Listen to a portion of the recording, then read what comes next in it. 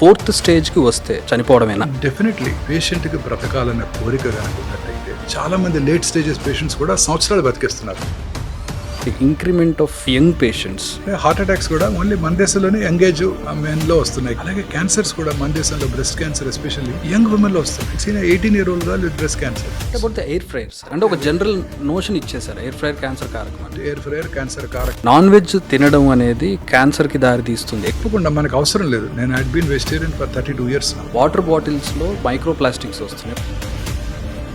Plastic toothbrush, synthetic toothpaste, plastic tongue cleaners, hot water plastic buckets, దాంట్లో మళ్ళీ hot water, plastic mug, మనం వాడే షాంపూలు, soaps, రాత్రి పడుకునే ముందు లేట్ గా పడుకోవటం, పడుకునే ముందు మళ్ళీ టీవీ చూడటం, పడుకోవటం, నిద్ర డిస్టర్బ్ అవటం, బ్లూ స్క్రీన్స్, మెలటోనిన్ హార్మోన్ ఉత్పత్తి అవ్వకపోవటం. చాలా అపార్ట్మెంట్స్ లో పీజియన్స్ అనేవి మనం ఎక్కువగా చూస్తూ ఉంటాం. లంగ్ ఇష్యూస్ చాలా ఎక్కువగా వస్తున్నాయి వాటి వల్ల. కొంతమంది ఏమో ఎండలోకి వెళ్తే స్కిన్ క్యాన్సర్ వస్తుంది కాబట్టి సన్ స్క్రీన్ వాడాలండి. కొంతమంది బయటకు వెళ్తే సన్ స్క్రీన్ రాసుకుంటే సన్ స్క్రీన్ లో ఉండేటటువంటి కెమికల్స్ వల్ల క్యాన్సర్ వస్తుందని. క్యాన్సర్ కేసెస్ మన దగ్గర ఎక్కువ ఉండడానికి, డెత్స్ ఎక్కువ ఉండడానికి రీజను అవగాహన లేకపోవచ్చు. సో క్యాన్సర్ వచ్చింది అనడానికి సిమ్టమ్స్ ఎలా ఉంటాయి?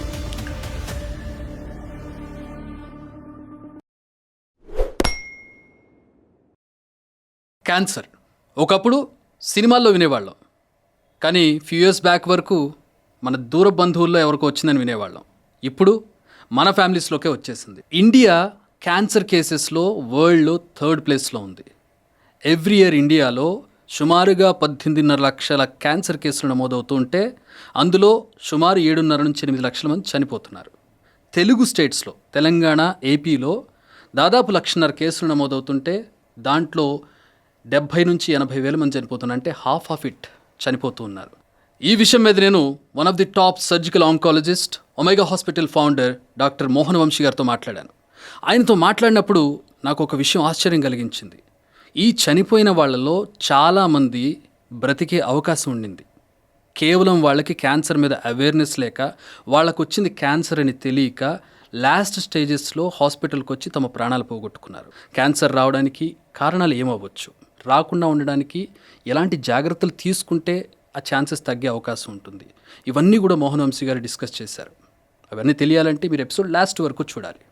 అండ్ వన్ మోర్ థింగ్, ఇలాంటి యూస్ఫుల్ కంటెంట్ ఉన్న పాడ్కాస్ట్ మరిన్ని చేయడానికి మీ సబ్స్క్రిప్షన్ మాకు ఎంతో అవసరం. మీకు అది చిన్న క్లిక్ కావచ్చు, కానీ మాకు అది కొండంత మోరల్ సపోర్ట్ని ఇస్తుంది. So please subscribe. ఇండియాలో క్యాన్సర్ కేసెస్ 8కి ఏడాది పెరుగుతున్నాయి. అంటే గవర్నమెంట్ ఎస్టిమేట్ చేసిన దానికంటే కూడా ఎక్కువ వస్తున్నాయి. అండ్ డెత్స్ కూడా దాంట్లో హాఫ్ అవుతూ ఉన్నాయి. Are we running towards the capital of cancer, diabetes నుంచి? మన భారతదేశం యొక్క population 1.54 billion. China's population is 400,000 less, 1.51 billion అంత ఉంటుంది. చైనాలో number of new cancer cases per annum is 4.5 million. భారతదేశంలో మన ICMR వారి ఎస్టిమేట్ ప్రకారం it is only 1.5 million. Okay. Chinese వాళ్ళు మనకన్నా హెల్దీ డైట్ తింటారు, మనకన్నా హెల్దీగా ఉంటారు, వాళ్ళు ఎక్కువ కాలం ఉంటారు, వాళ్ళ లాంజివిటీ కూడా మనకన్నా ఒక 4 సంవత్సరాలు ఎక్కువ ఉంది. అయినప్పటికీ చైనాలో క్యాన్సర్ కేసులు మనకన్నా 3 రెట్లు ఎక్కువ అంటే నమ్మశక్యంగా లేదు.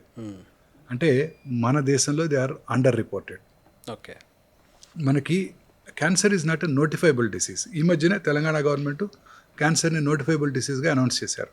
అంటే మీరు క్యాన్సర్ కేసు డయాగ్నోస్ చేస్తే గవర్నమెంట్కి ఇన్ఫార్మ్ చేయాలి. ఓకే. ఎవ్రీ హాస్పిటల్ ప్రతి వాళ్ళు కూడా, every hospital, lab, diagnostic centre అందరూ. So as of now cancer is not a notifiable disease in rest of the country. So అందువల్ల మనకు తెలిసిన క్యాన్సర్ కేసెస్ చాలా తక్కువగా ఉన్నాయని సైంటిస్టులు, డాక్టర్స్ కూడా నమ్ముతున్నారు. మన దేశంలో గవర్నమెంట్ వారు ఇచ్చిన ఎస్టిమేట్ కన్నా డబులో ట్రిపులో ఉంటుంది ఖచ్చితంగా. చెప్పిన లెక్కల కంటే చాలా ఎక్కువ ఉంటుంది, చాలా ఎక్కువ ఉంటుంది క్యాన్సర్. అలాగే ఉదాహరణకి యునైటెడ్ స్టేట్స్ తీసుకున్నాం, వాళ్ళ పాపులేషన్ ఎంతండి? 330 మిలియన్. మన ఇండియాస్ మిడిల్ క్లాస్ పాపులేషన్ కూడా 300 మిలియన్ కన్నా ఎక్కువే ఉంది. మన ఇండియన్ మిడిల్ క్లాస్ అమెరికన్స్ లానే స్పెండ్ చేస్తారు, అమెరికన్స్ లానే థింక్ చేస్తారు, అమెరికన్స్ లాగానే ఆ జంక్ ఫుడ్ తింటుంటారు. మరి మనలో ఎందుకు తక్కువ ఉంటుంది? అమెరికాలో క్యాన్సర్ కేసుల సంఖ్య ఎంతో తెలుసా మీకు? 2 million cancer patients for 330 million population. మన పాపులేషన్ 1.54 బిలియన్. ఆ రేషియోలో మంది చాలా ఎక్కువ ఉంటారు. సో క్యాన్సర్ కేసుల సంఖ్య ప్రతి సంవత్సరం క్రమం తప్పకుండా పెరుగుతోంది. అలాగే క్యాన్సర్తో మరణించే వారి సంఖ్య కూడా పెరిగిపోతుంది. కారణం ఏంటంటే క్యాన్సర్ మీద అవగాహన లేకపోవటం. క్యాన్సర్ సిమ్టమ్స్ మీద అవగాహన లేకపోవడంతో చాలామంది ఇప్పటికీ కూడా లేట్ స్టేజెస్లోనే డాక్టర్ దగ్గరికి వస్తున్నారు. అందువల్ల క్యాన్సర్ వల్ల మరణించే వారి సంఖ్య క్యాన్సర్ కేసుల సంఖ్యతో పోల్చినట్టయితే మన దేశంలోనే అత్యధికంగా ఉంది. మీరు అన్నట్టు డయాగ్నోస్ చేయడం అనేది లేట్ అవుతుంది, వాళ్ళు తెలుసుకొని బయటకు వచ్చేటప్పుడు అవగాహన లేకపోవడం వల్ల. 4th స్టేజ్కి వస్తే క్యాన్సర్ 4th స్టేజ్లో డయాగ్నోస్ అయితే మనిషి చనిపోవడమేనా? డెఫినెట్లీ అన్ని రకాల అంటే అన్ని 4th స్టేజెస్ క్యాన్సర్ పేషెంట్స్ కూడా చనిపోతారని అనుకోలేము. ఉదాహరణకి టెస్టిక్యులర్ క్యాన్సర్ ఓకే 4th స్టేజ్లో కూడా క్యూర్ అయ్యే అవకాశాలు ఉంటాయి. లాన్స్ ఆమ్స్ట్రాంగ్ అనే ఫేమస్ సైక్లిస్ట్ విన్నారు కదా, ఆయన 6 times Tour de France championship గెలిచారు. 1995లో ఆయనకి టెస్టిక్యులర్ క్యాన్సర్ బ్రెయిన్కి పాకింది. ఓకే ఆ బ్రెయిన్లో ఉన్న ట్యూబర్ని రిసెక్ట్ చేశాక కీమోథెరపీ తీసుకుని ఆ తర్వాత 6 సార్లు ప్రపంచ ఛాంపియన్ అయ్యారు. ఇప్పటికీ కూడా ఈజ్ అలైవ్. ఓకే అలాగే మన యువరాజ్ సింగ్ గారు 3వ స్టేజ్లో టెస్టిక్యులర్ క్యాన్సర్ కనుక్కున్నప్పటికీ కీమోథెరపీ తీసుకుని క్యూర్ అయిపోయి నెక్స్ట్ వరల్డ్ కప్లో ఆడి మనకి వరల్డ్ కప్లో మన విజయం సాధించడంలో ప్రముఖ పాత్ర పోషించారు. మేబీ స్పెషల్ కేసెస్లో అలా జరగచ్చు. అంటే కొన్ని రకాల క్యాన్సర్స్లో లేట్ స్టేజెస్లో కూడా క్యూర్ అయ్యే అవకాశాలు ఉంటాయి. కొన్ని రకాల క్యాన్సర్స్ అర్లీ స్టేజెస్లో కూడా క్యూర్ అయ్యే అవకాశాలు తక్కువగా ఉంటాయి. కొన్ని రకాల బ్లడ్ క్యాన్సర్స్ చాలాసార్లు 190 మంది ప్రాణం కోల్పోతుంటారు.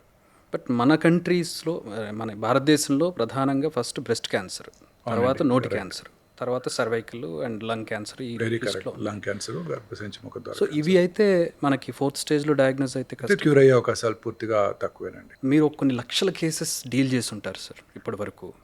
డెత్స్ అయి ఉంటాయి, కేసెస్ డయాగ్నోస్ అయ్యి సర్వైవ్ అయిన వాళ్ళు కూడా ఉంటారు. What did you learn from all these cases? Very interesting observation చెప్తానండి. పేషెంట్కి బ్రతకాలన్న కోరిక కనుక ఉన్నట్టయితే, నేను బతుకుతాను అని గట్టిగా నమ్మినట్టయితే, ఈ డాక్టర్ నాకు మంచి చేస్తాడు, ఈ డాక్టర్ నాకు క్యూర్ చేస్తాడు అని నమ్మితే చాలామంది లేట్ స్టేజెస్ పేషెంట్స్ కూడా సంవత్సరాలు బతికేస్తున్నారు. మనిషికి ఆ పట్టుదల ఇంపార్టెంట్, ఆ నమ్మకం ఇంపార్టెంట్. ఇక్కడ మంచి గనక పట్టుదల ఉంటే, ఎస్ నేను గెలుస్తాను అన్న నమ్మకం ఉంటే ఖచ్చితంగా గెలుస్తాడు. ఓకే మన పేషెంట్స్లో చాలామందిలో భయం ఎక్కువ అండి. ముందు అసలు క్యాన్సర్ అంటే, క్యాన్సర్ డయాగ్నోసిస్ అంటే భయం, డయాగ్నోస్ చేస్తానికి బయాప్సీ చేస్తానంటే భయం, సర్జరీ చేస్తానంటే భయం. చాలా అపోహలు ఎక్కువ మన ప్రజల్లో. నేను బయాప్సీ చేస్తాను, బ్రెస్ట్ లంప్ ఉంది, రేపు పొద్దున్నే నీడిల్ బయాప్సీ చేస్తానంటే, ఏంటి నీడిల్ పెట్టి గుచ్చుతారా, పాకిపోద్దంటగా, తేనె తుట్టని కదిలిస్తే అలా కదిలిపోయినట్టు, తేనెటీగలు వెళ్ళిపోయినట్టు బాడీ అంతా పాకిపోద్దంట కదా, నాకు నీడిల్ టెస్ట్ వద్దండి అంటాడు. అయ్యా అలాంటిది ఏమి ఉండదు, క్యాన్సర్ పాకే అవకాశమే లేదు. ఒక చిన్న ముద్ద తింటే బిర్యానీ టేస్ట్ పాడైపోతుందా, పాడవదు కదా, ఇది కూడా అంతే, చిన్న ముక్క తీసి చెక్ చేస్తాను, అది ఏ రకమైన క్యాన్సరో తెలుసుకోకుండా మనం వైద్యం చేయలేమన్నా కూడా చాలాసార్లు చాలా కన్విన్స్ చేయాల్సి వస్తుంది. మన మధ్య డాక్టర్ గారు కూడా అడుగుతున్నారు నన్ను, కోలన్ క్యాన్సర్ విత్ లివర్ మెట్టు, ఆ లివర్లోంచి బయాప్సీ చేద్దాము, అది ఏ రకమైనదో చూద్దామంటే ఆయన భయపడిపోతున్నారు. ఇలా అనేక రకాలైన అపోహలతో ప్రజలు వాళ్ళకుగా వాళ్ళు ఇబ్బందులకు గురవుతున్నారు. మరొకటి సార్, క్యాన్సర్ డయాగ్నోస్ అయింది అంటే ట్రీట్మెంట్కి వాళ్ళ ఆస్తులు అమ్ముకోవాలనే ఒక నోషన్ జనాల్లో ఉంది. చాలా దానికి కూడా ఒక భయం ఉండదు, అంటే దానివల్ల కూడా భయపడుతున్నారు. Very true. క్యాన్సర్ ట్రీట్మెంట్ చాలా ఎక్స్పెన్సివ్ అండి. క్యాన్సర్ మిషనరీ, రేడియోథెరపీ ఎక్విప్మెంట్ చాలా expensive. $1 million, minimum $2 million, $3 million machines. వాటి యాన్యువల్ మెయింటెనెన్స్ కాంట్రాక్టే కోట్లలో ఉంటుంది. పెట్ సిటీ స్కాన్ మెషిన్ ఇప్పుడు డిజిటల్ పెట్ స్కాన్ కొనుక్కోవాలంటే 18 crores ఇండియన్ రూపీస్లో, దానికి మళ్ళీ 26% ట్యాక్స్. లాస్ట్ ఇయర్ వరకు 37% ట్యాక్స్ ఉండేది. అన్నిటి మీద ట్యాక్స్ ఉంటుంది, కస్టమ్స్, జిఎస్టీ, రకరకాల ట్యాక్స్లు ఉంటాయి. మెడిసిన్స్ మీద కూడా ట్యాక్స్ ఉంటుంది. అంటే చాలా రకాల మెడిసిన్స్ మీద ట్యాక్స్ తగ్గించారు ఇప్పుడు ఈ లాస్ట్ 1-2 yearsగా. అంతకుముందు ఉండేవి మీరు అన్నట్టు. ఆ తర్వాత మోస్ట్ ఇంపార్టెంట్ ప్రాబ్లం ఏంటంటేనండి, క్యాన్సర్ డ్రగ్స్ అనేవి కూడా చాలా రీసెర్చ్ తర్వాత అవి మార్కెట్లోకి వస్తాయి. ఆ రీసెర్చ్ టైంలోనూ వాటిని క్లినికల్ ట్రయల్స్ టైంలోనూ చాలా ఎక్స్పెన్సివ్గా ఉంటుంది. అంటే కొన్ని $billions ఖర్చు పెడితే తప్ప ఒక మెడిసిన్ బయటికి రాదు. సో పేటెంట్ లాస్ ఉన్నాయి. India is a signatory to intellectual property rights ట్రీటీకి. సో మనము ఆ మెడిసిన్ని మన ఇండియాలో, మన కంట్రీలో మనం ప్రొడ్యూస్ చేయలేం. సో ఆ ఒరిజినల్ ఇన్నోవేటర్ కంపెనీ వాళ్ళు ఆ కాస్ట్ చాలా ఎక్కువగా ఉంటాయి. సో అందువల్ల చాలా రకాల కొత్త మందులు సామాన్య మానవుడికి కాదు, రిచ్ మానవుడు కూడా అందుబాటులో లేవు. అవన్నీ పేటెంట్ లాస్ నుంచి ఆఫ్ పేటెంట్ అయినాకనే మన ఇండియాలో తయారైతే కాస్ట్ తగ్గుతుంది. అప్పటి వరకు క్యాన్సర్ ట్రీట్మెంట్ చాలా ఎక్స్పెన్సివ్గా ఉండబోతుంది. క్యాన్సరే కాదు, చాలా రకరకాల మెడిసిన్స్, మాప్స్ అంటారు, monoclonal antibodies, immunotherapies, targeted therapies, ఇవన్నీ ప్రొహిబిటివ్లీ ఎక్స్పెన్సివ్. ఎందుకంటే they are all patented molecules. మన రీసెర్చ్ మాలిక్యూల్స్ కావు కాబట్టి అవి చాలా ఎక్స్పెన్సివ్గా ఉంటాయి. సో అందువల్ల క్యాన్సర్ ట్రీట్మెంట్ చాలా ఎక్స్పెన్సివ్గా ఉండబోతుంది. ఇంతకుముందు చెప్పినట్టు కొన్ని లక్షల మందిని ట్రీట్ చేశారు sir. You are being one of the top surgical oncologists. మీ ఇంట్లో in the context of cancer మీ ఇంట్లో మీరు వాడని ఒక 5 వస్తువులు. చాలా రకాల వస్తువులు ఉంటాయండి. మనం తినే ఆహార పదార్థాల నుంచి ప్రాసెస్డ్ ఫుడ్స్, ఇంట్లో అసలు హోమ్ కుక్డ్ ఫుడ్సే తీసుకుంటాను. ఖచ్చితంగా రీయూజ్డ్ ఆయిల్స్ ఖచ్చితంగా వాడడం. ఈ కొత్త అంటారు ప్యాన్స్, టెఫ్లాన్ కోటెడ్ ప్యాన్స్ అసలు వాడినా చాలా తక్కువ. ఇంత ముందు కాలంలో వాడేవాళ్ళం. ఇప్పుడంతా సెరామిక్ ప్యాన్స్ కానీ లేకపోతే రాట్ ఐరన్ ప్యాన్స్ కానీ వాడుతుంటాము. అలాగే ఈ చాలా రకాలుగా ఈ వైట్ రైస్ పూర్తిగా అవాయిడ్ చేస్తారండి. Okay. I mean not for cancer. White rice, white salt, white sugar, రాత్రిపూట వైట్ లైట్స్, ఇవన్నీ కూడా తొందరగా ఎర్లీగా పడుకోవడం చేయాల్సి ఉంటుంది. ఏ చాలాసార్లు లైట్ బెటర్ సార్ నైట్ నిద్ర అసలు లైట్ లేకుండా పడుకోవడం బెస్ట్ అండి. ఓకే. ఒకవేళ లైట్ వాడాలి అనుకుంటే చిన్న రెడ్ లైట్ మైల్డ్గా పెట్టుకోవచ్చు. ఎందుకంటే మన శరీరంలో ఒక మంచి యాంటీ క్యాన్సర్ సబ్స్టెన్స్ ప్రొడ్యూస్ అవుతుందండి మిడ్ నైట్లో. ఓకే. మనం కనుక అర్లీగా, మీరు కూడా ఇంటికి వెళ్ళిపోయి 9 కల్లా 8 కల్లా లోపల భోజనం చేసేసి అర్లీగా భోజనం చేసి 9-9:30 పడుకుంటే 1-1:30కి మెలటోనిన్ అనే హార్మోన్ ఉత్పత్తి అవుతుంది మన బాడీలో. ఆ హార్మోన్కి స్ట్రాంగ్ యాంటీ క్యాన్సర్ ప్రాపర్టీస్ అండి. ఓకే. దానివల్ల రకరకాల క్యాన్సర్స్ రాకుండా చేస్తుంది అది. బ్రెస్ట్ క్యాన్సరు, ముఖ్యంగా hormone related cancers, prostate cancer, uterine cancer, ovarian cancer వచ్చే అవకాశాలు బాగా తగ్గిపోతాయి. అందుకే ఇప్పుడు నైట్ టైము ఈ బీపీ ఆఫీస్లో పనిచేస్తారు, ఈ మన గచ్చిబౌలిలు అంతా కూడా రాత్రిపూట వెళ్ళి టవర్స్ ఉంటాయి, నైట్ షిఫ్ట్ చేసే వాళ్ళందరిలో కూడా క్యాన్సర్ వచ్చే అవకాశాలు ఎక్కువగా ఉంటాయి. ఈ నైట్ టైం ఎర్లీగా పడుకోవడం, ముఖ్యంగా బ్లూ స్క్రీన్, అందరూ లేట్గా టీవీ చూస్తున్నాము, మళ్ళీ పడుకునే ముందు ఈ బ్లూ స్క్రీన్, ఈ మొబైల్, నిద్రపోయే ముందు లాస్ట్ మినిట్లో చేసే పని మొబైల్, పొద్దున్న లెగవంగానే చేసే మొదటి పని మొబైల్. రాత్రిపూట మాత్రం తప్పనిసరిగా మొబైల్ వాడకుండా తొందరగా పడుకున్నట్టయితే చక్కగా మన ఆరోగ్యం కూడా బాగుంటుందండి. యంగర్ జనరేషన్ మీరు మాట్లాడితే, ఇప్పుడు మీరు త్రూఅవుట్ ది టెన్యూర్ చూస్తూ ఉన్నారు. 5-10 ఏళ్ళుగా జరుగుతున్నటువంటి ఇంక్రిమెంట్ ఆఫ్ యంగ్ పేషెంట్స్ ఎలా ఉంది? How bad it is? చాలా ఎక్కువగా ఉందండి. భారతదేశంలోనే చూస్తున్నాం ఇది. ముఖ్యంగా మీరు గమనించినట్టయితే హార్ట్ అటాక్స్ కూడా ఓన్లీ మన దేశంలోనే యంగేజ్ మెన్లో వస్తున్నాయి క్యాన్సర్స్. ఇతర దేశాల్లో చూడడం ఎట్లా. అలాగే క్యాన్సర్స్ కూడా మన దేశంలో బ్రెస్ట్ క్యాన్సర్ ఎస్పెషల్లీ యంగ్ ఉమెన్లో వస్తున్నాయి. 20 years, 25 years. I had seen 18-year-old girl with breast cancer. Can't believe. 30 years, 34 years చాలా కామన్ అయిపోయిందండి. అసలు భయంగా ఉంటుంది చూడాలంటే, రోజు ఓపీ చూడాలంటే. చిన్న పిల్లలు వస్తున్నారు, చిన్న పిల్లలు ఉంటున్నారు, వాళ్ళకి వస్తున్నారు, లంప్ అంటే క్యాన్సర్ కాదేమోనని రీఅష్యూర్ చేస్తాము, బయాప్సీ చేస్తే క్యాన్సర్ అని వస్తుంది. చాలా భయంగా ఉంటుంది. చాలా యంగేజ్లో చాలా కామన్గా ఈ కోలన్ క్యాన్సర్ ఇన్సిడెంట్స్ యంగేజ్లో బాగా పెరిగిపోయిందండి. బ్రెస్ట్ క్యాన్సర్ ఇన్సిడెంట్స్, అలాగే ovarian cancer incidents. Ovarian cancer అనేది పోస్ట్ మెనోపాజల్ వల్ల చూడాల్సింది. 40 ఏళ్లలో 35 ఏళ్లలో చూస్తున్నాం ఇప్పుడు. చాలా క్యాన్సర్ ఇన్సిడెంట్స్ పెరిగిపోతుంది. ఇలా యంగేజ్లో వచ్చే క్యాన్సర్స్ పెరిగిపోతున్నాయి. యంగేజ్లో క్యాన్సర్ వచ్చినప్పుడు చాలా అగ్రెసివ్గా ఉంటాయండి. Very important. Except thyroid cancer, మిగతా అన్ని క్యాన్సర్స్ కూడా చిన్న వయసులో కనుక 20-40 మధ్యలో కనుక వచ్చినట్టయితే వాళ్ళలో అది వేగంగా పాకే అవకాశాలు ఎక్కువగా ఉంటాయి. బికాస్ ఆ చిన్న వయసులో వచ్చే క్యాన్సర్స్ అగ్రెసివ్గా ఉంటాయి. We really don't know what exactly is the metabolic వల్ల. We really don't know. చిన్న వయసులో వచ్చే అన్ని క్యాన్సర్స్ 20-40 మధ్యలో ఈ stomach cancer, colon cancer, breast cancer ఇవన్నీ చాలా అగ్రెసివ్గా ఉంటాయి. గర్భసంచి ముఖద్వార క్యాన్సర్, ఇవే క్యాన్సర్స్ ఓల్డ్ ఏజ్లో వచ్చినట్టయితే జనరల్గా స్లోగా పెరుగుతాయి. They are well behave tumours except thyroid.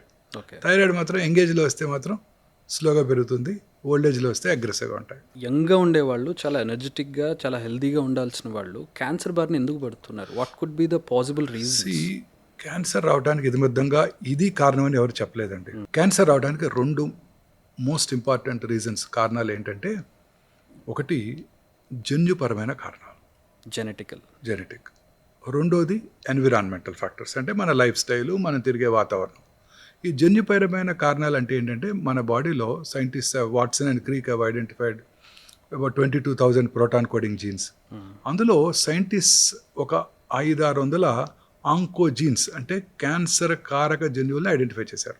ఇప్పుడు సైంటిస్టులు గట్టిగా నమ్మేది ఏంటంటే, ఈ క్యాన్సర్ కారక జన్యువుల్లో వచ్చే మ్యూటేషన్స్ కారణంగానే ప్రతి వాళ్ళకి క్యాన్సర్ వస్తుంది. అంటే అన్ని రకాల క్యాన్సర్స్ కూడా.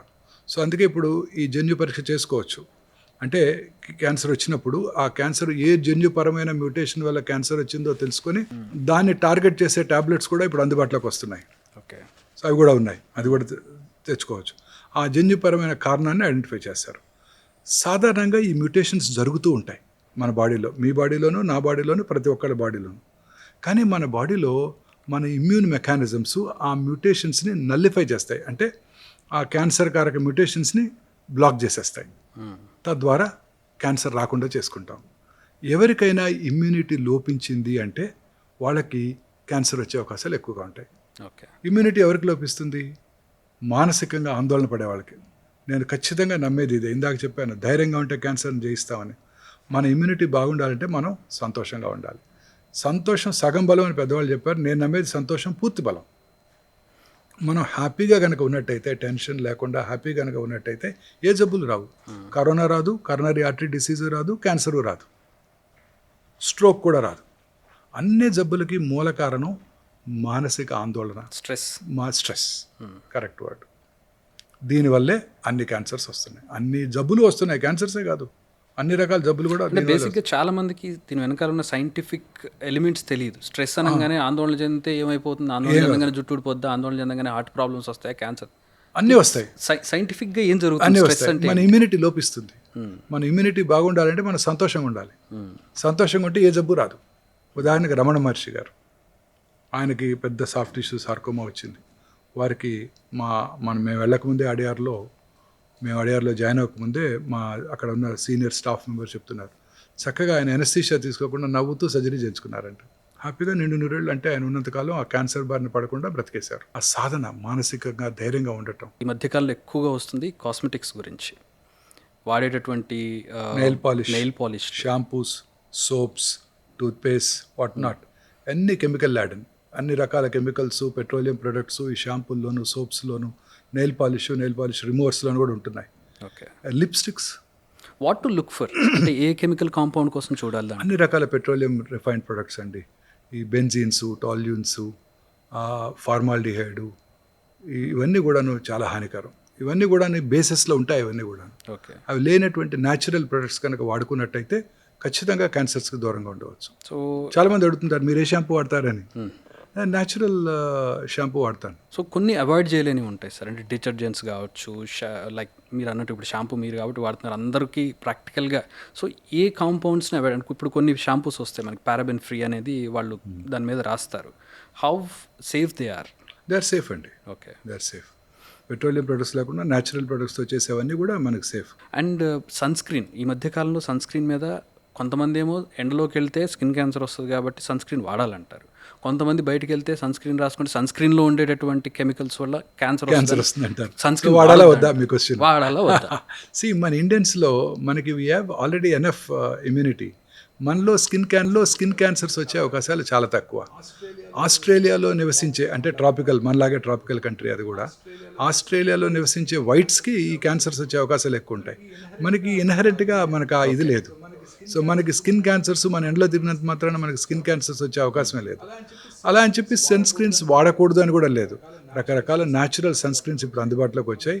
మనం కేర్ఫుల్గా ఆ ప్రోడక్ట్ని కనుక స్టడీ చేసి అందులో ఈ పెట్రోలియం బేసెస్ అవి లేకుండా, కెమికల్స్ ఎక్కువ లేనటువంటి సన్ స్క్రీన్స్ కనుక వాడుకున్నట్టయితే ఎటువంటి హాని. కొంతమంది ప్రతి గంటకు ఒకసారి 2 గంటలకు ఒకసారి దాన్ని రీఅప్లై చేయాలని చెప్పి. అవసరం లేదండి, అలా ఏం లేదు. మనం న్యాచురల్గా we have immunity for though skin cancers.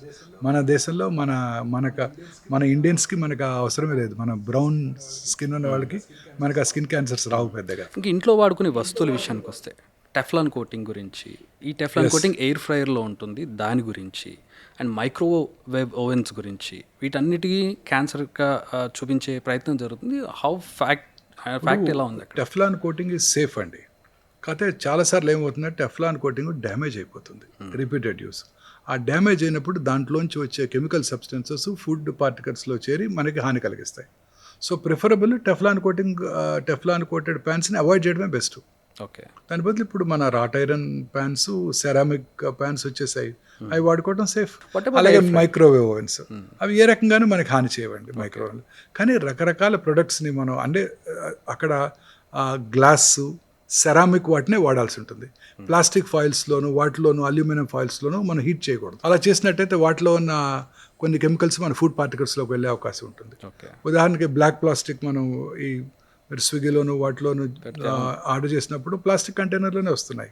చాలా చోట్ల ఇప్పటికీ అవే వాడుతుంటారు. వాటిలో వేడివేడి పదార్థాలు వేసినప్పుడు ఆ మైక్రో ప్లాస్టిక్స్, ఆ ప్లాస్టిక్లో ఉన్న సబ్స్టెన్సెస్ దీంట్లోకి వెళ్ళిపోతాయి. దాన్ని తీసుకెళ్ళి మనం మైక్రోవేవ్లో పెట్టి వేడి చేసామంటే మాత్రం తప్పనిసరిగా డేంజరస్ కెమికల్స్ మన ఫుడ్ పార్టికల్స్లోకి వచ్చేస్తాయి. So what about the air fryer sir? Air fryer కొంతమంది అద్భుతమైన సాధనం ఈ మధ్యకాలంలో వచ్చింది, సో దట్ మనం ఆయిల్ని అవాయిడ్ చేయొచ్చు అనేది ఒకళ్ళ మాట. ఎయిర్ ఫ్రైయర్ క్యాన్సర్ కారకం అంటే ఒక జనరల్ నోషన్ ఇచ్చేసారు ఎయిర్ ఫ్రైయర్ క్యాన్సర్ కారకం అని. కాదండి, ఎయిర్ ఫ్రైయర్ క్యాన్సర్ కారకం కాదు. As long as the surface is not damaged, air fryer cancer కారకమే కాదు. ఎయిర్ ఫ్రైయర్ క్యాన్సర్ కలిగించదు, మైక్రోవేవ్ను క్యాన్సర్ కలిగించదు. ఓకే, సో దట్స్ మనం వాడే తీరుని బట్టి ఉంటుంది అంతే. సో లోపల ఆ టెఫ్లాన్ కోటింగ్ స్క్రాచ్ అవ్వకుండా ఉండాలి. స్క్రాచ్ అవ్వకూడదు. మనం వేరు ఇలాంటి ప్లాస్టిక్ పరికరాలను వాటిలో పెట్టి వేడి చేయకూడదు. ఫుడ్ విషయానికి వచ్చినట్లయితే oil, milk, packaged foods, chips ఇలాంటివి క్యాన్సర్ కారకాలు అని చెప్పి చూస్తూ ఉంటాం. So how far they are true? ఎలా అవాయిడ్ చేయాలి? పాలు, నూనె లాంటివి. Reused oils are always dangerous. Okay, ఇప్పుడు పొద్దున్నే మిర్చి బడ్డి పెట్టినవాడు ఆయిల్ పెట్టేస్తాడు బాండీలో, పొద్దున్నుంచి సాయంకాలం వరకు అదే ఆయిల్ వాడుతుంటాడు. సో అలా రీయూజ్ చేసినప్పుడు రకరకాల కెమికల్ సబ్స్టెన్సెస్ మన ఫుడ్ పార్టికల్స్లోకి వచ్చి మనకి హాని చేస్తాయి. సో రీయూజ్డ్ ఆయిల్స్ వాడకూడదండి. ఇంట్లో ఒకసారి పూరి వేసి వాడేస్తే ఇంక మళ్ళీ దాన్ని వాడకుండా ఉండటం సేఫెస్ట్ అనమాట. అదర్వైజ్ ఇంట్లో చేసేవన్నీ మిల్క్ ఏ రకంగానూ హానికరం కాదు, డైరీ ప్రొడక్ట్స్ కూడా ఏ రకంగానూ హానికరం కాదు. హెల్దీగా ఆర్గానిక్గా వచ్చిన మిల్క్ అయితే okay, but we don't know the source. ఇవాళ రేపు మనం చాలా ఫ్రాడ్స్ చూస్తున్నాం. పన్నీర్ కానివ్వండి, మిల్క్ కానివ్వండి, అడల్టరేటెడ్ పన్నీర్, దాని యూరియా డేంజరస్ అండి, dangerous. Okay, so better to go to organic preferably.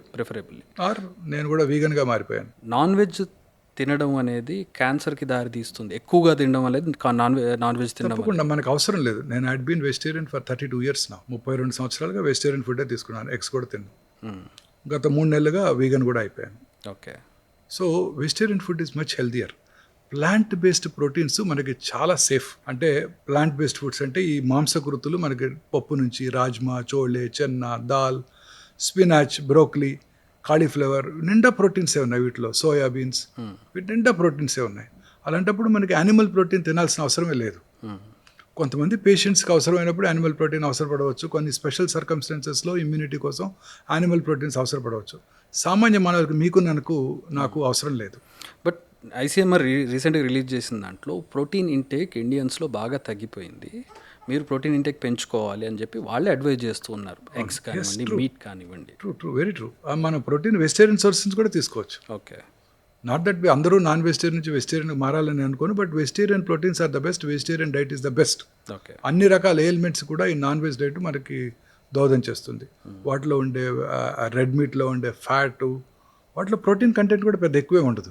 మీకు బ్రోకలీలో బీఫ్ కన్నా ఎక్కువ ప్రోటీన్ ఉంటుంది. సో ప్రోటీన్ కంటెంట్ సోయాలో 43% ఉంటే చికెన్లో 24% ఉంటుంది. So vegetarian protein is the best. మీరు ఎప్పుడైతే వెజిటేరియన్ ప్రోటీన్స్కి మారినప్పుడు రకరకాల క్యాన్సర్స్ వచ్చే అవకాశాలు కూడా తగ్గిపోతాయి. ఓకే, ఉదాహరణకి most important colon cancer, hormone related prostate cancers అన్నీ కూడా తగ్గిపోతాయి. కోలన్ క్యాన్సర్ డెఫినెట్గా వెజిటేరియన్ ప్రోటీన్ తీసుకునే వాళ్ళలో, వెజిటేరియన్ డైట్ తీసుకునే వాళ్ళలో ఫైబర్ ఎక్కువగా ఉంటుంది. కోలన్ క్యాన్సర్ వచ్చే అవకాశాలు చాలా తక్కువగా ఉంటాయి. అండ్ ఈ వెజిటేరియన్ ప్రోటీన్ విషయానికి వచ్చినట్లయితే, అంటే ఈ పల్సెస్ కావచ్చు, లేదంటే సాయ్ నుంచి కొన్ని హెవీ మెటల్స్ అందులో ఫైండ్ అవుట్ అయినట్టుగా కూడా తెలుస్తుంది. అంటే that depends on the soil where we cultivate. మన సౌత్ ఇండియాలో మనకు ఆ ప్రాబ్లమ్స్ లేదు. Okay, only rice.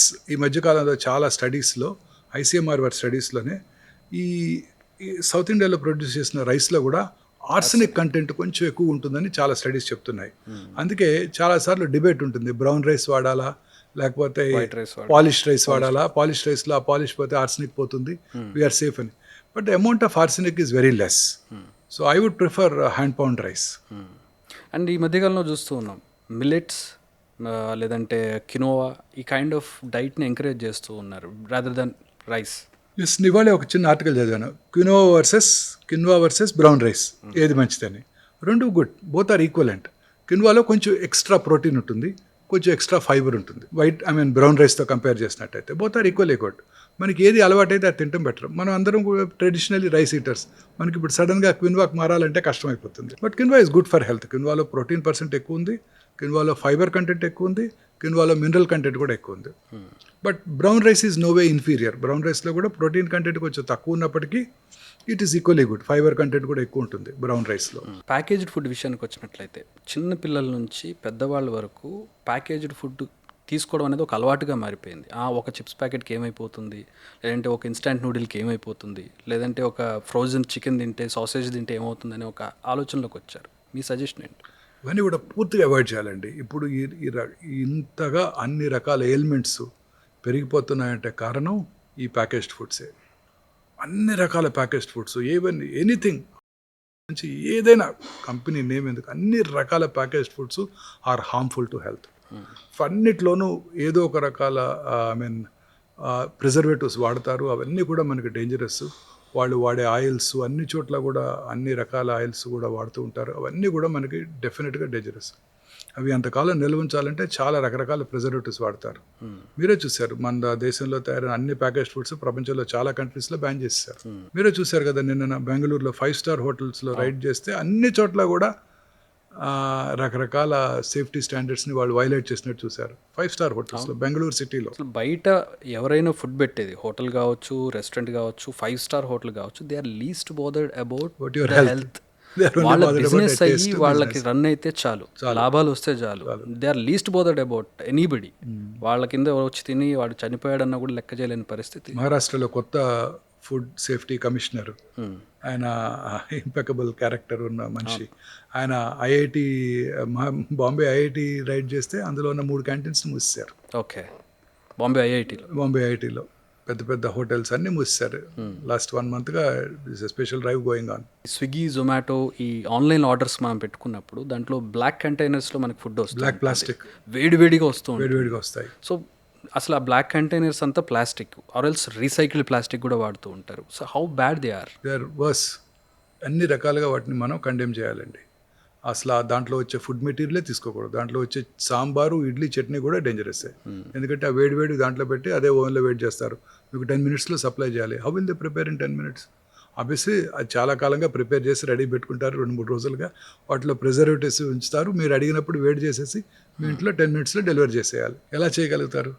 సో అవన్నీ వేడి చేసినప్పుడు దాన్నే ఓవెన్లో పెట్టి వెయిట్ చేస్తారు. అదే కంటైనర్ ఓవెన్లో పెట్టి వెయిట్ చేస్తారు. ఆ ప్లాస్టిక్లో ఉన్న ఆ కెమికల్ సబ్స్టెన్సెస్ అన్ని ఫుడ్లోకి ఇంబైబ్ అయ్యి అవన్నీ కూడా మనకి అన్ని రకాల జబ్బులకి దారితీస్తాయి అన్నమాట. సో ఎట్టి పరిస్థితుల్లో ఈ ప్లాస్టిక్ కంటైనర్లో మనం తినే ఫుడ్ ప్రతిసారి డేంజరస్ అండి. అండ్ బయట పేపర్ కప్స్ లేదంటే పాలిథీన్ కవర్స్లో చాయ్ తెచ్చుకుంటారు. బయట పేపర్ టప్రీల దగ్గర పేపర్ కప్స్లో చాయ్ తాగుతూ ఉంటారు. దాన్ని క్లియర్గా కడిగేస్తే దాంట్లో వచ్చేది పాలిథీన్ వేడి, ఈ రెండు డెడ్లీ కాంబినేషన్ అండి. ఆ మైక్రో ప్లాస్టిక్స్ అన్నీ కూడా మన ఫుడ్లోకి వచ్చేస్తాయి. సో చాలా డేంజరస్ అండి ఇవన్నీ కూడాను. అండ్ వాటర్ బాటిల్స్ విషయానికి వచ్చినట్లయితే, అంటే వాటర్ బాటిల్స్లో మైక్రో ప్లాస్టిక్స్ వస్తున్నాయి. వాటర్లో ఆ వాటర్ తాగడం వల్ల చాలా కాలం నిల్వ ఉన్న వాటర్ బాటిల్లో వాటర్ తాగడం వల్ల ప్లాస్టిక్ బాటిల్లో క్యాన్సర్ వచ్చే అవకాశం ఉందని చెప్తూ ఉంటారు. డెఫినెట్గా అండి. ఎక్కడో చోట మన వాళ్ళు ఆ వాటర్ బాటిల్ని తీసుకొస్తుంటారు కంటైనర్లో, వాళ్ళ ఒక ట్రక్లో. అప్పుడంతా కూడా సన్లైట్కి ఎక్స్పోజ్ అవుతుంటాయి. ఆ హీటెడ్ దీంట్లో ఆ ప్లాస్టిక్ అంతా కరిగిపోయి ఆ మైక్రో ప్లాస్టిక్స్ అన్నీ కూడా వాటర్లోకి వచ్చి మనం ఆ తర్వాత తెచ్చి ఫ్రీజర్లో పెట్టుకొని మనం మెల్లగా తాగినా కూడాను ఆ ప్లాస్టిక్స్ మన బాడీలోకి ఇంబైబ్ అవుతాయి. సో వాటర్ బాటిల్లో ప్లాస్టిక్ వాటర్ బాటిల్స్లో ప్రపంచం అంతా కూడా వాడటం ఆపేస్తున్నారు ప్లాస్టిక్ వాటర్ బాటిల్స్ని. ఈ ప్లాస్టిక్ వాటర్ బాటిల్స్ వల్ల చాలా డేంజర్స్ ఉన్నాయండి. ఎస్పెషల్లీ మనం కార్లో పెడుతుంటాం. కార్లో ఆ సన్లైట్ కార్లో హీట్ ఎక్కిపోతుంది. ఆ కార్లో దాంట్లో ఉన్న ప్లాస్టిక్లోంచి మైక్రో ప్లాస్టిక్స్ అన్నీ కూడా మన వాటర్లోకి వచ్చి మనలోకి వచ్చేస్తుంటాయి. అవన్నీ కూడా తప్పనిసరిగా తగ్గించేయాలండి. So how bad is polythene and plastic sir? They are worse. అవన్నీ పూర్తిగా అన్ని రకాలుగా ఫుడ్ గ్రేడ్ ప్లాస్టిక్స్ అనేవి చాలా తక్కువగా అవైలబుల్గా ఉన్నాయి. వాటి వల్ల మన అందరికీ అన్ని రకాల ఎలిమెంట్స్, ఒక క్యాన్సరే కాదండి, అన్ని రకాల ఎలిమెంట్స్ వస్తున్నాయి. గట్ మైక్రోబియం దెబ్బతింటుంది. గట్ మైక్రోబియం మీరు ఒక 2 వర్డ్స్ వినబోతున్నారు ఫ్యూచర్లో హెల్త్ కేర్లో. Gut microbiome, inflammation. Gut microbiome అంటే అన్ని రకాల జబ్బులకి మన పేగుల్లో ఉండే ఆరోగ్యకరమైన బ్యాక్టీరియా కారణం. ఆరోగ్యకరమైన బ్యాక్టీరియా కనుక దెబ్బతిన్నట్టయితే అన్ని రకాల ఎలిమెంట్స్, హార్ట్ ఎలిమెంట్స్ నుంచి అల్జీమర్స్ డిసీజ్ వరకు, క్యాన్సర్స్ నుంచి ఇన్ఫెక్షన్స్ వరకు వస్తాయి. సో ఈ గట్ మైక్రోబియం అంటే ప్రతిదీ మనం తినే ఆహారం మీద ఆధారపడి ఉంటుంది. నేను కూడా ఒక గట్ అండ్ బ్రెయిన్ లింక్. మనం తినే ఆహారమే మన బ్రెయిన్ యాక్టివ్గా ఉండేటట్టు చేస్తుంది. మనకి ఫ్యూచర్లో పార్కిన్సోనిజము, అలాగే అల్జీమర్స్ డిసీజు, జ్ఞాపక శక్తి తగ్గిపోవడం, ఇలాంటివన్నిటి కూడా మన గట్ మైక్రోబియమే హెల్ప్ చేస్తుంది. సో మనం తీసుకునే ఆహారమే ప్రతి రకమైన ఎయిల్మెంట్కి కారణం అవుతుంది. సో గట్ మైక్రోబియం హెల్దీగా కనుక ఉన్నట్టయితే అన్ని రకాల జబ్బులు వచ్చే అవకాశాలు కూడా తగ్గిపోతాయి. ఎలా అంటే గట్ మైక్రోబియం హెల్దీగా ఉంచుకోవడానికి కొంతమందికి బేసిక్గానే గట్ అనేది బాగోదు, కొంతమందికి ఆరోగ్యంగా ఉంటుంది. సో ఎవరైతే బాగలేదో వాళ్ళు ఇంప్రూవ్ చేసుకోవాలంటే ఎలా, అంటే what kind of food they have to take? అంటే ఈ ప్రీబయాటిక్స్, ప్రోబయాటిక్స్ అంటారు వీటిని. అంటే మనం తీసుకునే ఆహారం, ఆ బ్యాక్టీరియాకి కావాల్సిన మంచి డైటు, ఆ బ్యాక్టీరియా ఎక్కువగా పెంపొందించడానికి మనం ఇచ్చే ఎన్విరాన్మెంట్ చాలా ఇంపార్టెంట్. ఓకే. సో అన్నీ కూడా మనం same whole grains, they are definitely good prebiotics అనమాట. ఆకుకూరలు, ఆ, ఇవి ఫెర్మెంటెడ్ ప్రొడక్ట్స్, రకరకాల ఫెర్మెంట్ ప్రొడక్ట్స్, మన పెరుగు, మజ్జిగ, ఇడ్లీ, దోశ, ఇవన్నీ ట్రెడిషనల్గా ఫెర్మెంటెడ్ ప్రొడక్ట్స్, పెరుగన్నం, ఇవన్నీ కూడా చాలా యూస్ఫుల్ ఫుడ్స్ అనమాట. ఇవన్నీ కూడాను మన గట్ మైక్రోబియం ఇంప్రూవ్ అవడానికి దోహదం చేస్తాయి. ఈ రకరకాల ఈ యానిమల్ ప్రొడక్ట్స్, అలాగే ఈ కెమికల్స్, పెస్టిసైడ్స్, ఫర్టిలైజర్స్, తర్వాత మనం వాడే రకరకాల కలర్స్, చాలా కలర్స్, రకరకాల కలర్స్, ఆఖరికి మిఠాయి నుంచి పిల్లలు స్కూల్ దగ్గర తినే పీచు మిఠాయి దగ్గర నుంచి చికెన్ మంచూరి వరకు మనం వాడే కలర్స్, ఇవన్నీ కూడా గట్ మైక్రోబియాన్ని దెబ్బతీస్తాయి. ఆయిల్స్, రకరకాల ఆయిల్స్ గట్ మైక్రోబియాన్ని దెబ్బతీస్తాయి. అలాగే ఇన్ఫ్లమేషన్, రెండో వర్డ్ గట్ మైక్రోబియము, ఇన్ఫ్లమేషన్. మన బాడీలో ఇన్ఫ్లమేషన్ తెలుగు వర్డ్ లేదు, కలోక్యల్గా వాపు అంటుంటాం. ఇన్ఫ్లమేషన్ అంటే అది ఒక రకమైన రెస్పాన్స్ టు ద టాక్సిన్ అనమాట. ఈ ఇన్ఫ్లమేషను, ఇన్ఫ్లమేటరీ మీడియేటర్స్ మనకి చాలా హాని చేస్తాయి. ఇప్పుడు ఇంతకుముందు కాలంలో ఒక 20-30 ఇయర్స్ బ్యాక్ రిఫైన్డ్ ఆయిల్స్ రెగ్యులర్గా వాడేవాళ్ళు. దీంట్లో హెల్దీ ఆయిల్స్, దీంట్లో ఒమేగా-6 ఆయిల్స్ ఎక్కువగా ఉంటాయి, దీంట్లో కొలెస్ట్రాల్ తక్కువ ఉంటుందని. బట్ ఆ తర్వాత రియలైజ్ అయింది, ఆ రిఫైన్డ్ ఆయిల్స్ అన్నీ కూడా ఇన్ఫ్లమేషన్ కలిగించి దాని ద్వారా వచ్చే హార్ట్ అటాక్స్ ఎక్కువైపోతున్నాయి. సో మళ్ళీ we are going back to traditional గానుగు నూనెలు, stone pressed oils, cold pressed ఆయిల్స్కి వెళ్ళిపోతున్నాం. సో ఇవన్నీ కూడాను మనకి స్ట్రెస్ వల్ల కూడా ఇన్ఫ్లమేషన్ కలుగుతుంది. Stress is the most important cause for inflammation. మొదటి కాజ్ స్ట్రెస్ అండి, అన్ని రకాల అనర్థాలకి స్ట్రెస్సే కారణం. రెండోది గట్ మైక్రోబియం, మూడోది ఇన్ఫ్లమేటరీ మీడియేటర్ సబ్స్టెన్సెస్, ఈ రకరకాల రిఫైన్డ్ ఆయిల్స్, ఇవన్నీ కూడా డేంజరస్ అనమాట.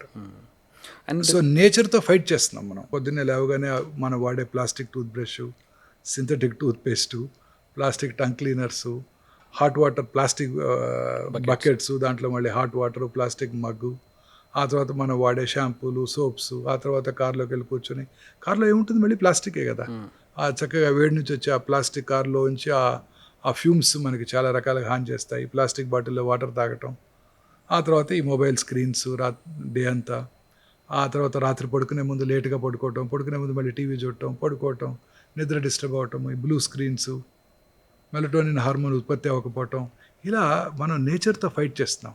అందువల్లనే ఈ ఎలిమెంట్స్ విపరీతంగా పెరిగిపోతున్నాయి. సార్ ఇంత కార్ అన్నారు, కొత్త కారు కొన్నప్పుడు అందులో అంటే ఎక్కువసేపు ఎండలో ఉండడం, అందులో వచ్చే స్మెల్, ప్లాస్టిక్ స్మెల్ కానీ డెఫినెట్లీ డేంజరస్ అండి. మనం వింటర్లో కాకుండా సమ్మర్లో ఎప్పుడన్నా కార్లోకి వెళ్ళగానే అందులో వచ్చే ఫ్యూమ్స్, ఆ ప్లాస్టిక్ వేడైపోయి దాని నుంచి వచ్చే ఫ్యూమ్స్, ఇవన్నీ కూడా చాలా డేంజరస్. అండ్ రీసెంట్ కాలంలో విన్నది ఏంటంటే మన ఇన్ హౌస్ ఉండేటటువంటి ఎయిర్ క్వాలిటీ చాలా బ్యాడ్గా ఉంటుంది అని చెప్పి. So how far true it is, and air purifiers పాత్ర ఏంటి ఇందులో? ఎయిర్ ప్యూరిఫైయర్స్ ఎంతవరకు ఉపయోగపడతాయి? ఎయిర్ ప్యూరిఫైయర్స్ కొంతవరకు ఉపయోగపడతాయండి. బట్ ఆఫ్ లేట్ మన ఇంట్లో కనుక సర్క్యులేషన్ బాగున్నట్టయితే, విండోస్ ఓపెన్ చేసి పెట్టుకొని సర్క్యులేషన్ బాగున్నట్టయితే ఎయిర్ క్వాలిటీ బాగానే ఉంటుందండి. మనకి ఎస్పెషల్లీ అట్లీస్ట్ సౌత్ ఇండియాలో ప్రాబ్లమ్స్ లేవు. కోస్టల్ ఏరియాస్లో అసలు ప్రాబ్లమే లేదు. ఓన్లీ కొన్ని రకాల మెట్రోపాలిటన్ సిటీస్, ఢిల్లీ, అక్కడ అలాంటి చోట్ల ఇప్పుడు ఎయిర్ క్వాలిటీ ఇండెక్స్ చాలా పువర్ క్వాలిటీ ఉండటంతో అనేక రకాలైన పల్మరీ ఎలిమెంట్స్, అలాగే క్యాన్సర్స్ రావడానికి దోహదం చేస్తుంది. ఇన్ఫ్యాక్ట్ హైదరాబాద్లో ఎయిర్ క్వాలిటీ ఇండెక్స్ ఇప్పటివరకు బాగానే ఉంటుంది. అవును, అంటే కొన్ని ప్లేసెస్లో కొంచెం సివియర్, ఇండస్ట్రియల్ ఏరియాస్లో సివియర్గా ఉంటుంది, అదర్వైజ్ సేఫ్. చాలా అపార్ట్మెంట్స్లో పీజియన్స్ అనేవి మనం ఎక్కువగా చూస్తూ ఉంటాం. రీసెంట్గా విన్నది ఏంటంటే పీజియన్స్ వల్ల కూడా లంగ్ ఇష్యూస్ రావడం, అది లంగ్ క్యాన్సర్కి దాడి తీయడం అనేది. క్యాన్సర్ కాకుండా lung issues, pulmonary fibrosis, lung issues చాలా ఎక్కువగా వస్తున్నాయి వాటి వల్ల. చాలా చోట్ల బ్యాన్ చేశారు ఆ పీజియన్స్కి ఫుడ్ పెట్టడం కూడా. ఓకే. ఎందుకంటే ఎలర్జెన్స్, వాటి వల్ల వచ్చే లంగ్ ఇన్ఫెక్షన్స్, రకరకాల సివియర్ లంగ్ ఎయిల్మెంట్స్కి దారితీస్తున్నాయి. అవి డెఫినెట్గా అవాయిడ్ చేయడం బెటర్ అండి. సో సార్, అంటే మనం ఫుడ్ గురించి మాట్లాడుకున్నప్పుడు పెస్టిసైడ్స్ ఫ్రూట్స్ మీద ఉండేటటువంటివి, లేదంటే మనం కొనుక్కున్న వెజిటేబుల్స్ మీద ఉండేటటువంటివి, how far they are harmful, cancer causes? They are very harmful అండి. అన్ని రకాల పెస్టిసైడ్స్. పంజాబ్లో క్యాన్సర్ ఇన్సిడెంట్స్ చాలా ఎక్కువ, భారతదేశం మొత్తం మీద పంజాబ్లోనే ఎక్కువ. ఎందుకంటే అక్కడ వాడేంత ఫెర్టిలైజర్స్, పెస్టిసైడ్స్ ఇంకెక్కడా వాడరనమాట. వాళ్ళు ఆ గ్రీన్ రెవల్యూషన్ టైంలో అవన్నీ అలవాటు పడిపోయారు. అక్కడ ఉన్న క్యాన్సర్స్ భారతదేశంలో ఎక్కడా కనిపించవు. యునైటెడ్ స్టేట్స్ ఆఫ్ అమెరికాలో కన్నా పంజాబ్లోనే ఎక్కువ క్యాన్సర్స్ వస్తున్నాం. ఓకే. ఈ కారణం ఏంటంటే ఈ పెస్టిసైడ్స్, ఫెర్టిలైజర్సే. ఈ పెస్టిసైడ్స్, ఫెర్టిలైజర్స్ లేడని మన గ్రెయిన్స్, ఫ్రూట్ మీద కోటెడ్, ఇవన్నీ కూడాను చాలా డేంజరస్ అండి. అందుకే చాలా కేర్ఫుల్గా ఉండాలి. ఫ్రూట్స్ అన్నిటి కూడా కేర్ఫుల్గా వాష్ చేసుకొని, అందుకే చాలాసార్లు రకరకాల ఈ ఫెర్టిలైజర్స్, పెస్టిసైడ్స్తో పాటు రకరకాల కెమికల్స్ కూడా వాడుతున్నారు వాటి మీద కనిపించే అందానికి. మ్యాంగోస్, ఆపిల్స్, బనానాస్ రకరకాల మెరుస్తూ ఉండటం కోసం చేస్తున్నారు. అవన్నీ కూడా మనం అవాయిడ్ చేయాల్సింది. కార్పెట్స్ వాడతారు.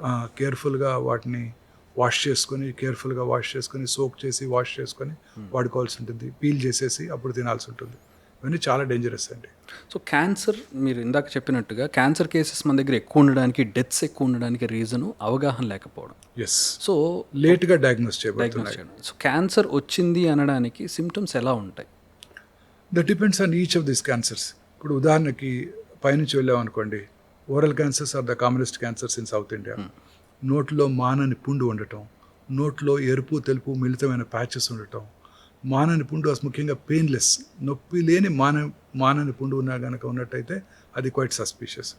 అలాగే నాలుక లోపల కనుక వచ్చినట్టయితే మాటలో స్పష్టత కోల్పోవటం, నాలుక లావుగా ఉన్నట్టు అవటం, ఫారిన్ బాడీ సెన్సేషన్, మింగుతున్నప్పుడు ఏదో ఫారిన్ బాడీ ఉన్నట్టు మన నాలుక వెనకాల ఉన్నట్టు అనిపించటం, చిగుళ్ళ నుంచి లేదా పుండు నుంచి బ్లడ్ కారటం, ఇవన్నీ కూడా ఓరల్ క్యాన్సర్ లక్షణాలు.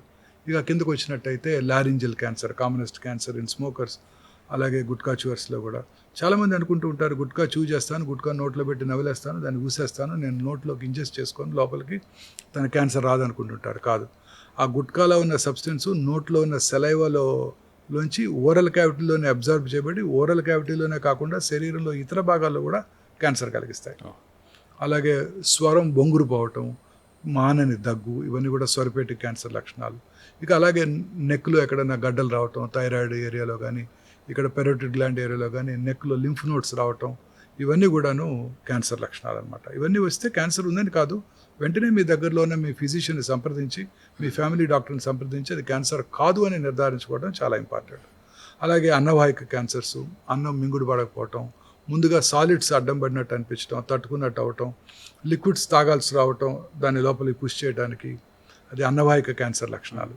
అలాగే lung cancer, commonest cancer in men, మానని దగ్గు, క్రమం తప్పకుండా దగ్గు యొక్క ఇంటెన్సిటీ పెరుగుతూ ఉండటం, దగ్గినప్పుడు వచ్చే కళ్ళలో రక్తం పట్టడం, చెస్ట్ పెయిన్ రావటం, వెయిట్ తగ్గిపోవటం, ఆకలి తగ్గిపోవటం, అన్ఎక్స్ప్లెయిన్డ్ వెయిట్ లాస్, ఇవన్నీ కూడా ఇంపార్టెంట్ లంగ్ క్యాన్సర్ లక్షణాలు.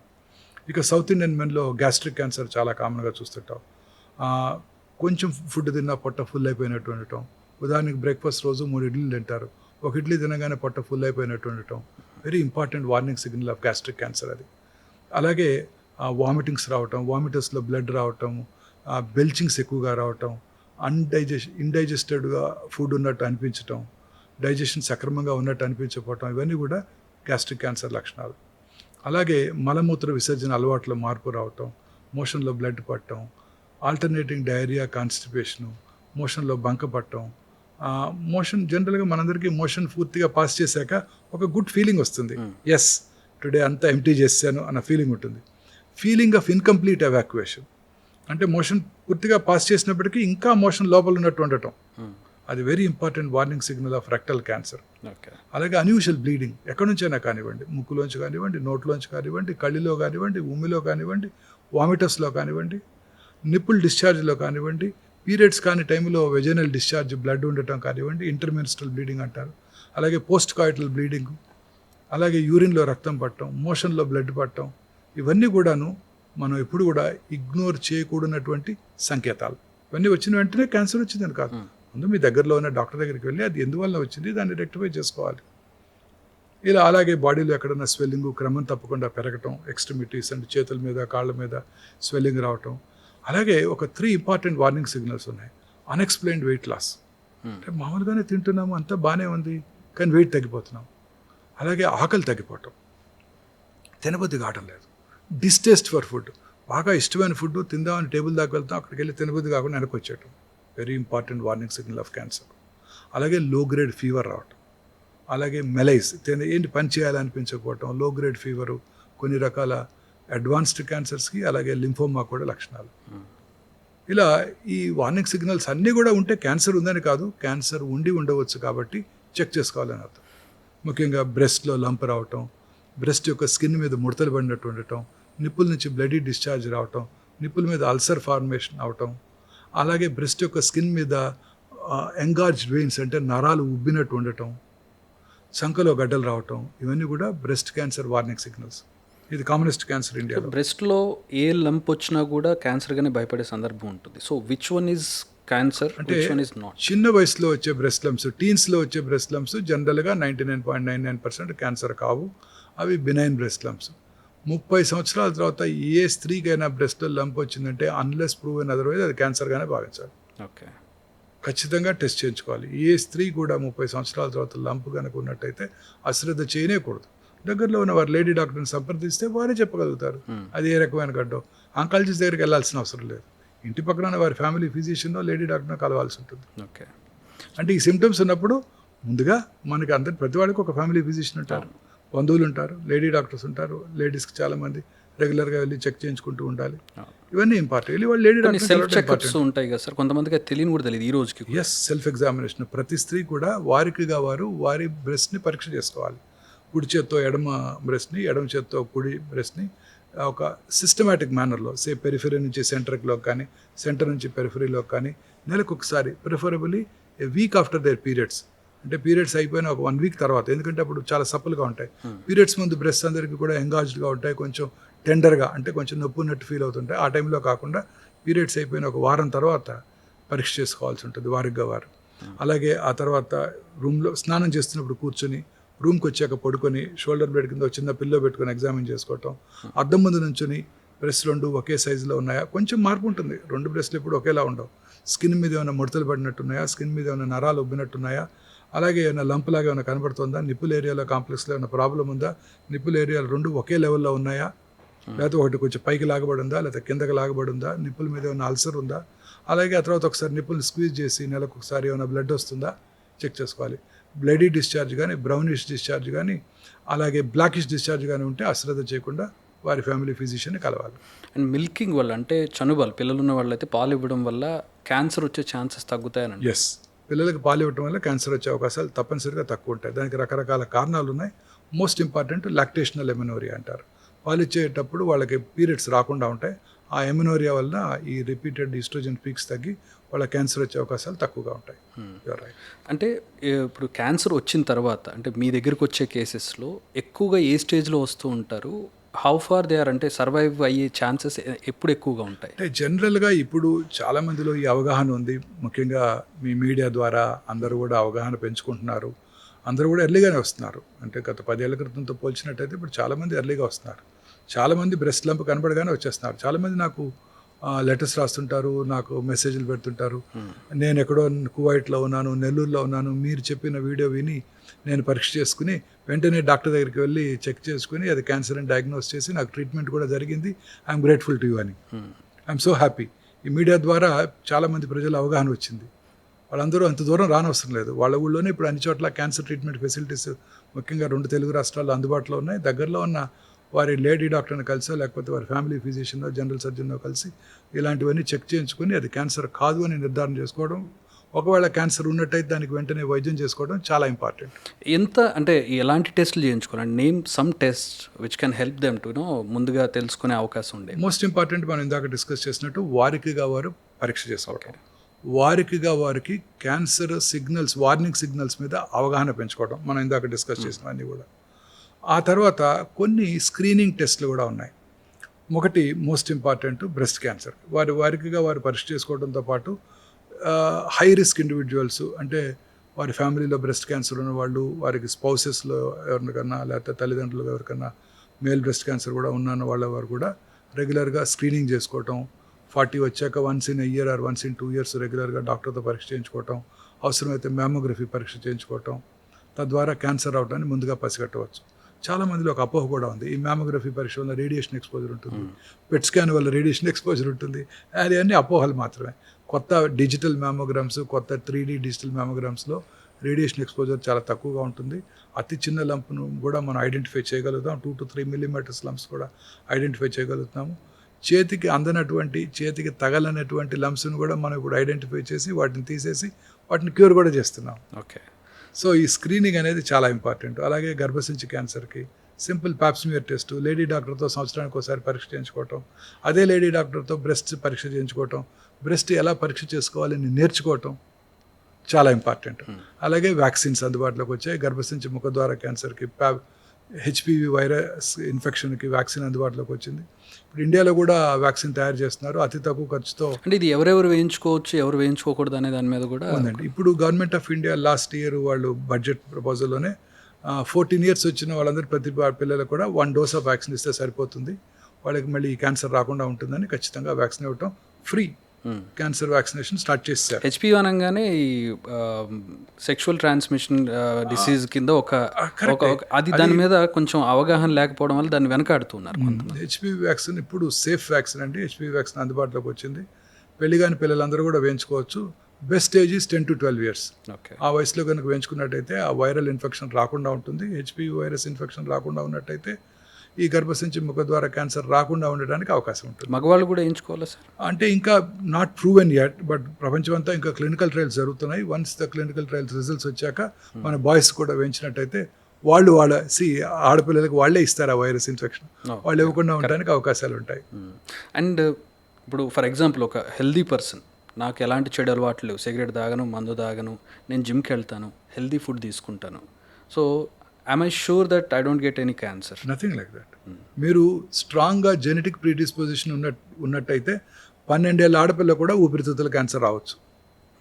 మీకు అసలు జెనెటిక్ ప్రీడిస్పోజనే లేదు అంటే మీరు 50 ఏళ్ళు స్మోక్ చేసినా మీకు లంగ్ క్యాన్సర్ రాకపోవచ్చు. ఓకే. సో ఈ రెండు important, genetic factors, environment factors.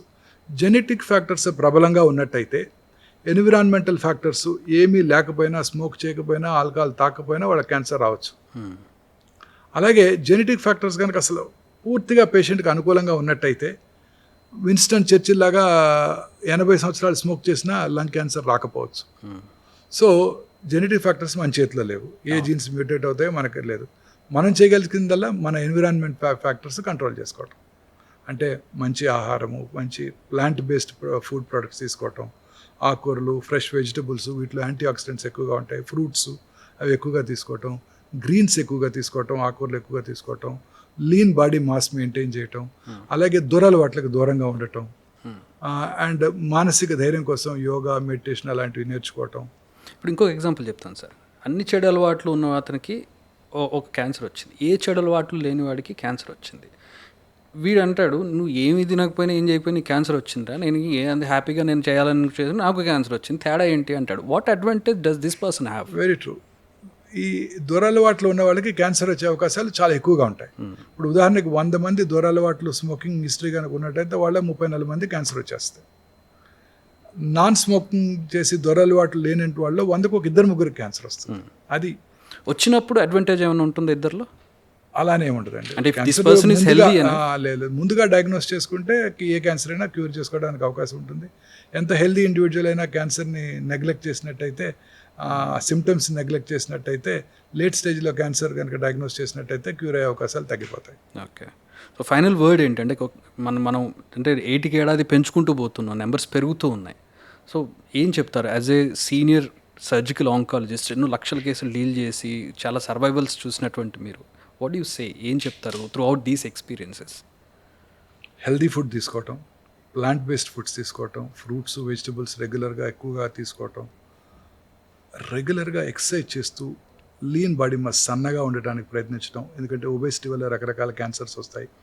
దురలవాట్లకు పూర్తిగా దూరంగా ఉండటం. అన్నిటికన్నా ఇంపార్టెంట్ సంతోషంగా ఉండటం. సంతోషంగా ఉన్నట్టయితే ఏ జబ్బు రాదు, మన ఇమ్యూనిటీ బాగుంటుంది, వైరల్ ఇన్ఫెక్షన్ రాదు, కరోనరీ ఆర్టరీ డిసీజ్ రాదు, క్యాన్సర్ కూడా రాదు. అండ్ ఒకవేళ జెనెటిక్స్లో ఇబ్బంది ఉంటే కనుక, జెనెటిక్స్లో ద్వారా వస్తుంది అనే ఒక భయం ఉన్నా, ఆ డౌట్ తీర్చుకోవాలన్నా ఎంత ముందుగా తెలుసుకోవడానికి ఎట్లాంటి డయాగ్నోసిస్లు ఉన్నాయి? ఇప్పుడు రకరకాల టెస్టులు అందుబాటులోకి వచ్చాయి. అదేంటంటే ఈ జెనెటిక్ స్టడీ చేసుకోవటం ద్వారా క్యాన్సర్ రావటాన్ని ముందుగా పసిగట్టవచ్చు. మొన్న మధ్య బిల్ గేట్స్ ఒక ఇంటర్వ్యూలో చెప్పారు, mister bill gates, Zerodha CEO mister Nikhil Kamath, ఆయన చాలా ఫేమస్ పర్సనాలిటీస్ని తో పాడ్కాస్ట్ చేశారు. మిస్టర్ మోడీ గారితో చేశారు, ఎలాన్ మస్క్తో చేశారు, బిల్ గేట్స్తో చేశారు. బిల్ గేట్స్తో చేసినప్పుడు ఆయన అడిగారు, మీ హెల్త్ ఎలా మెయింటైన్ చేస్తారు, మా ఆంటర్ప్రినర్స్కి, యంగ్ ఆంటర్ప్రినర్స్కి ఇచ్చే అడ్వైజ్ ఏంటంటే, ఆయన అంటే నేను రెగ్యులర్గా స్క్రీనింగ్ చేసుకుంటాను. రెగ్యులర్గా అంటే అన్ని టెస్టులు, ECG అన్ని, రొటీన్ లిపిడ్ ప్రొఫైల్ అన్ని రెగ్యులర్గా ఎవ్రీ ఇయర్ చేసుకుంటాను. వైటమిన్స్ కూడా రెగ్యులర్గా తీసుకుంటూ ఉంటాను. దానివల్ల డౌన్ సైడ్ ఏం లేదు. మూడోది, మనం కాంకర్ చేయలేనిది క్యాన్సరే. ఈ క్యాన్సర్ డయాగ్నోస్ చేయడానికి ఇప్పుడు కొత్త టెస్టులు అందుబాటులోకి వచ్చాయి. అమెరికాలో ఇన్సూరెన్స్ కంపెనీలు వాటి పే చేస్తున్నాయి, ఇండియాలో నాకు తెలియదు పే చేస్తున్నాయో లేవో. ఈ జెనెటిక్ టెస్టింగ్ చేసుకోవడం ద్వారా క్యాన్సర్ రావడాన్ని ముందుగా పసిగట్టవచ్చు. అదేంటంటే ఈ జెనెటిక్ మ్యుటేషన్స్ ఇందాక మనం డిస్కస్ చేసాం. జెనెటిక్ మ్యుటేషన్ వల్ల క్యాన్సర్ వస్తుంది. ఆ జెనెటిక్ మ్యుటేషన్స్ రావటాన్ని వాటిని ట్రిగ్గర్ చేసే ఎగ్జోమ్ స్టడీ కనుక చేసినట్టయితే జెనెటిక్ మ్యుటేషన్ రాకముందే ఈ ఇండివిజువల్కి ఈ క్యాన్సర్ వచ్చే అవకాశం ఉందని చెప్పగలుగుతున్నాం. ముందుగానే 2-3 సంవత్సరాలు ముందుగానే చెప్పగలుగుతున్నాం. 77 రకాల క్యాన్సర్స్ని ముందుగా వచ్చే అవకాశాన్ని పసిగట్టే టెస్టులు ఇప్పుడు మనకు హైదరాబాద్లో అందుబాటులో ఉన్నాయి. ఓకే. ఈ టెస్ట్ ద్వారా క్యాన్సర్ అవటాన్ని ముందుగా పసిగట్టి, ఉదాహరణ కోలన్ క్యాన్సర్ వస్తుందని తెలుసుకుందాం అనుకోండి, రెగ్యులర్గా చెక్ చేసుకోవటం, మోషన్ ఎగ్జామినేషన్ చేసుకోవటం, స్టూల్ అక్కల్ బ్లడ్ టెస్ట్ చేసుకోవటం, తర్వాత ప్లాంట్ బేస్డ్ ఫుడ్స్ ఎక్కువగా తీసుకోవటం, అవసరమైతే కొలనోస్కోపీ చేయించుకొని లోపల ఏమైనా పాలిప్స్ ఉన్నాయా, ప్రీ క్యాన్సరస్ రీజన్స్ ఏమైనా ఉన్నాయా తెలుసుకోవటం. అలాగే కొన్ని రకాల న్యూట్రస్యూటికల్స్తో పాటు మెడిసిన్స్ కూడా అందుబాటులో ఉన్నాయి. ఉదాహరణకి లో డోస్ ఆస్పిరిన్ తీసుకుంటాం, నేను తీసుకుంటాను. లో డోస్ ఆస్పిరిన్ తీసుకోవడం వల్ల హార్ట్ అటాక్ రాదేమోనన్న ఆశ. ఆ లో డోస్ ఆస్పిరిన్ తీసుకునే వాళ్ళలో కోలన్ క్యాన్సర్ వచ్చే అవకాశాలు కూడా బాగా తగ్గిపోతాయి. ఓకే. సో ఇలాంటి ఇండివిజువల్స్కి ఆ లో డోస్ ఆస్పిరిన్ ఇవ్వటం, అలా అన్ని క్యాన్సర్స్ని 77 రకాల క్యాన్సర్స్ని రావటాన్ని ముందుగా పసిగట్టవచ్చు ఈ టెస్ట్ ద్వారా. ఓకే. సో హైదరాబాద్లో ఆ టెస్ట్లు అవైలబుల్ ఉన్నాయి. Right sir. Thank you very much Vamshi garu. Thanks for the valuable time. Such a wonderful podcast with you. Thanks sir. Thank you very much.